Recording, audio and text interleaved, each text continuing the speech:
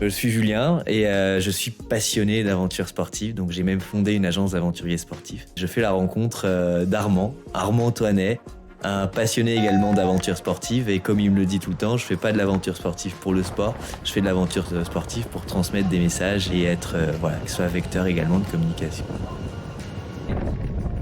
Finalement, on est assez complémentaires. On se délègue mutuellement les tâches qu'on a envie de faire, où on est bon, ce qu'on appelle l'appétence. Quand on n'aime pas une tâche, on ne peut pas la faire correctement. Il se trouve qu'avec Julien, on a trouvé un parfait équilibre pour nous structurer. Et voilà, on redescend à Charolles. Il nous reste 3 kilomètres. On a mis 10 minutes.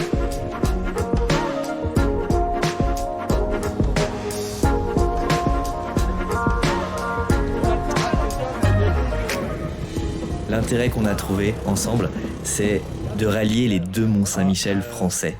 Donc le Mont-Saint-Michel savoyard, inconnu, personne ne le connaît, c'est une petite chapelle en haut d'une montagne au-dessus de Chambéry.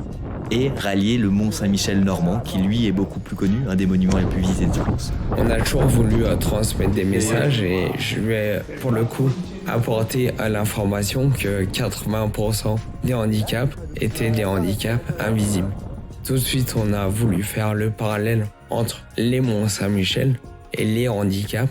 Les deux existent, les deux doivent être reconnus à leur juste valeur, même si au fond, un est beaucoup moins visible que l'autre. Faire un reportage sur nous deux et on a des rendez-vous à respecter. Pas de chrono en tête, mais le plaisir de rouler. Bonjour. Pour Armand, Isérois de 28 ans à l'arrière et Julien, Savoyard de 25 ans à l'avant. 8 mois de préparation pour ce voyage, depuis le Mont-Saint-Michel en Savoie, direction son homonyme en Normandie, une action pour sensibiliser au handicap invisible. Pour Armand, le sport est complémentaire au traitement qui l'aide à gérer sa maladie. C'est vraiment un équilibre à trouver. J'ai trouvé le mien. Ça ne sera pas le même pour tout le monde, pour tous les malades. Mais en tout cas, c'est à chacun des malades, des valides aussi, d'agir pour leur équilibre et de tout essayer pour redevenir maître de leur vie. Le duo est parti le 13 mai dernier en tandem, à la fois pratique et symbolique. Et là, on se dit, tiens, on va prendre le tandem. Pourquoi le tandem ? Le tandem, c'est quelque chose qui est complémentaire à nous deux. Armand qui a des soucis d'équilibre, qui ne peut pas faire, en tout cas difficilement faire du vélo tout seul. Julien gérait plutôt l'équilibre sur le vélo. Moi, je m'occupais principalement de la puissance du moteur. Ça ne veut pas dire que Julien n'avait pas un rôle à jouer sur la vitesse d'évolution du vélo. Et ça ne veut pas dire que moi, j'avais aucun effort à faire sur la direction ou sur l'équilibre.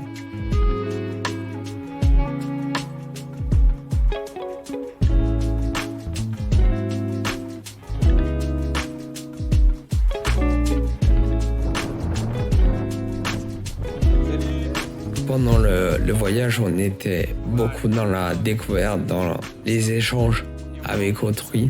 On a rencontré énormément de monde bienveillant, des élus, des écoles, des gens qu'on a croisés sur le chemin, avec qui on a pris le temps d'échanger. On a fait le top départ, il nous a bénis. On est parti jeudi matin. Il nous a donné un courrier qu'on va aller remettre à l'évêque de Coutances pour l'archevêque. L'évêque, pardon. Donc Armand, c'est vous. C'est moi. Et Julien, c'est vous. C'est moi. Secrétin. C'est un nom célèbre, Secrétin, déjà. C'est ça. Le massif de l'Épine, donc il y a un tunnel, mais où il faut quand même faire 400 mètres de dénivelé. Ces moments de partage qui, pour nous, étaient moteurs dans cette aventure, parce que forcément, on n'a pas eu des jours très faciles. Quand le vélo a cassé, c'était pas forcément très très facile de rebondir, mais derrière, on a essayé de s'entourer de bonnes personnes. Derrière, on leur expliquait pourquoi on le faisait, quel était le but de cette aventure. C'était pas simplement de faire 100 km de vélo par jour. Pour nous, la performance avec Armand, il n'y a pas d'intérêt de faire du vélo pour faire du vélo. Ça, il n'y a pas d'intérêt.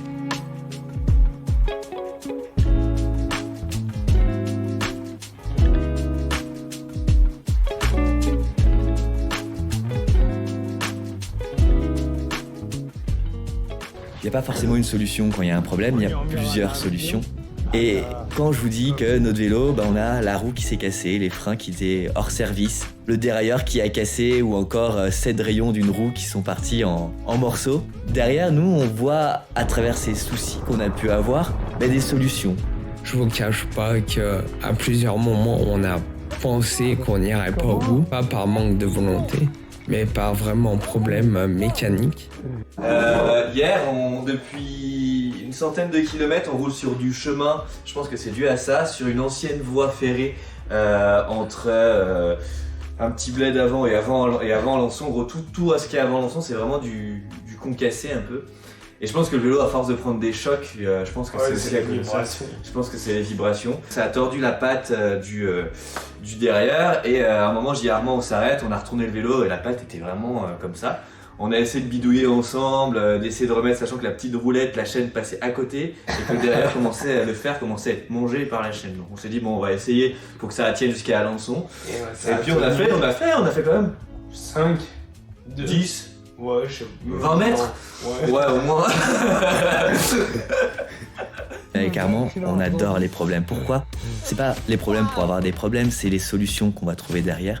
Il se trouve qu'on a trouvé des solutions. L'équipe logistique nous a énormément aidé là-dessus. D'ailleurs, sans l'équipe logistique multimédia, on n'aurait pas fait le même défi, pas dans les mêmes conditions et absolument pas en 10 jours.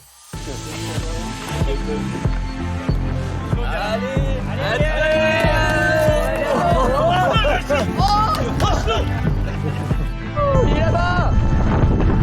Yes.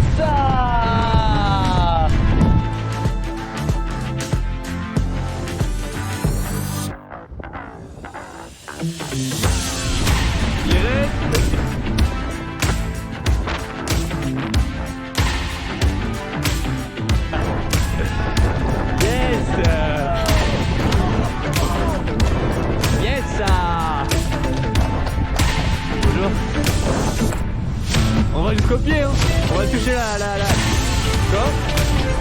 Ouais. On l'a fait.